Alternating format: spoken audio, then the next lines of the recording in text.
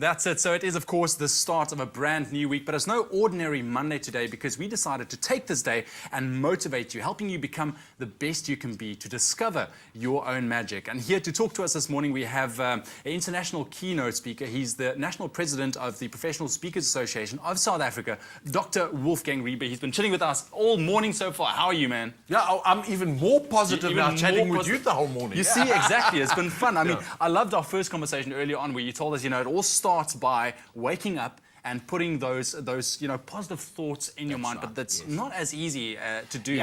Yeah, but one's got to try, one's got to take the first step.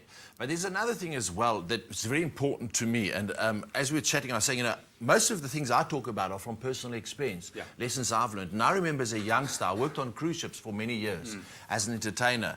And I'll never forget, if you've never, we can't talk about our local cruise line because we've got younger crowds, but the international American ones, it's always elderly people. They're the only people who've got money. So whether retirement annuities have paid us, it's like working on a floating old age home. And I'll never forget as a youngster, I'm on these ships and all these old people, and when the ship would stop somewhere, they'd go on tours, and young guys, you go hi-fis, electronics, and whatever, and they'd look at flowers. I'm like, I thought they were Japanese tourists. They take thousands of pictures of flowers. I could never understand it. Plus, a lot of them had long faces. And when you're younger, you're naive. And it took me about 3 months on the ship before I went up to one of these elderly people, a gentleman, in fact, and I still looked at him, and as we would say in South Africa, we're like, hey, what's your pluck with the flowers? Why the long face? What's going on here? You've got bucks, you've got a long face, and you love flowers. I don't understand. And he said to me, it's because I'm alone. And I'm like, what do you mean you're alone? He says, my wife's passed on, my kids died in an accident, I'm bitter at life and what life has thrown at me. And I was like, whoa, and that really hit me. And I started then over the months speaking to all the passengers I met, and they're elderly, and I always say, they say you can learn from someone that's older than you, even a day older. A lot of respect, and I learned so much from them, and it changed my philosophy as a young person.